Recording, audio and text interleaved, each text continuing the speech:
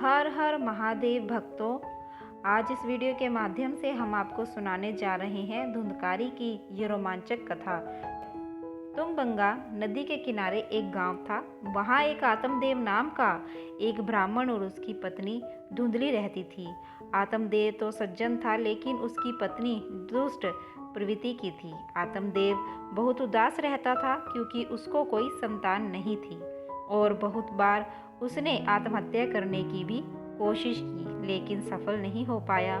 लेकिन एक दिन हताश होकर जंगल की तरफ आत्महत्या करने के लिए निकल गया। आत्मदेव रास्ते में उन्हें एक ऋषि जी मिले और फिर आत्मदेव ऋषि को अपनी कहानी सुनाकर रोने लगा और उपाय पूछने लगा।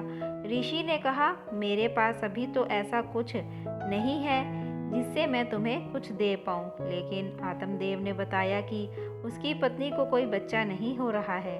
और जब आत्मदेव ऋषि को बार बार बोलने लगा तो ऋषि ने उसे एक फल दिया और उसको अपनी पत्नी को खिलाने को कहा और कहा कि 1 साल तक तुम्हारी पत्नी को सात्विक जीवन जीना पड़ेगा।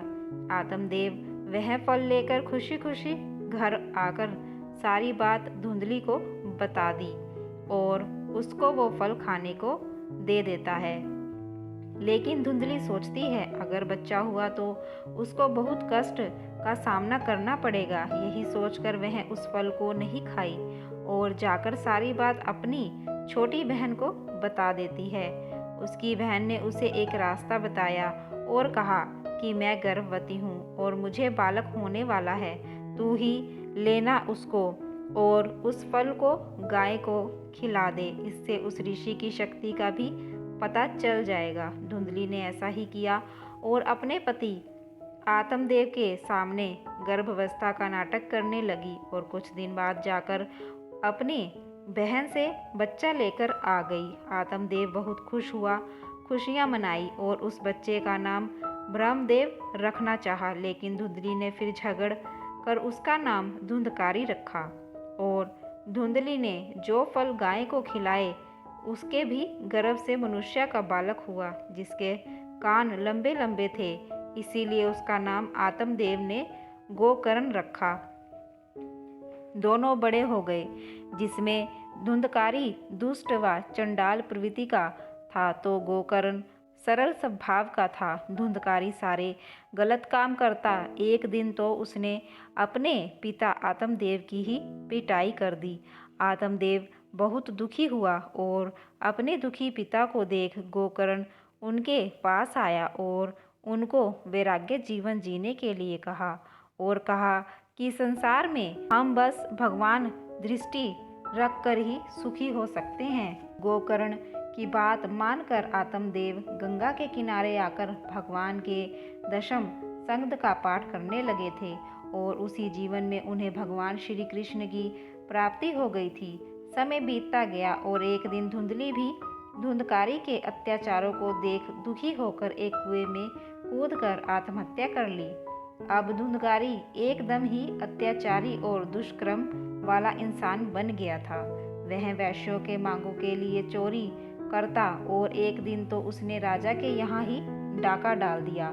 सभी वैश्याएं सोची, अगर ये जिंदा रहा तो एक दिन हमको भी मरवा देगा। यह सोचकर उन लोगों ने धुंधकारी को बांधकर उसको जल्दी हुई आग में उसका मुख डालकर तड़पा कर मार डाला। बुरे प्रवृत्ति के होने की वजह से धुंधकारी प्रेत बन गया और वह अपने भाई गोकर्ण को डराने लगा।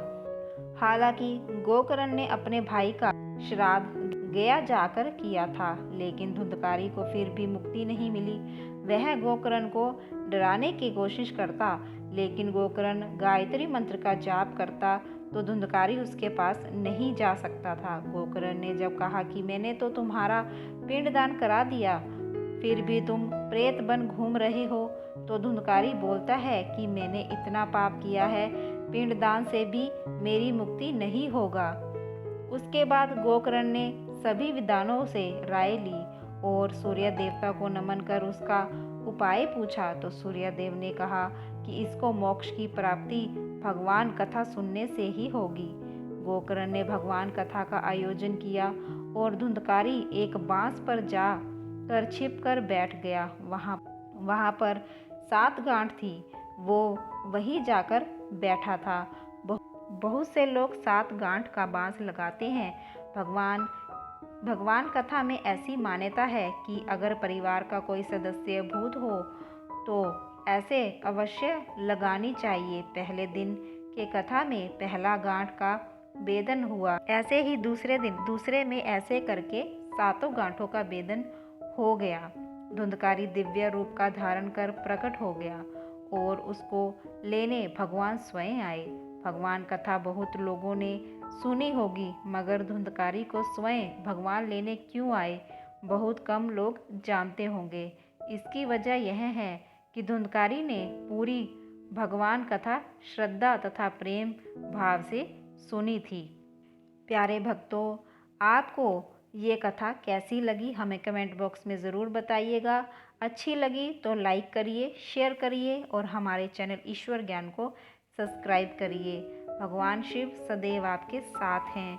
हर हर महादेव।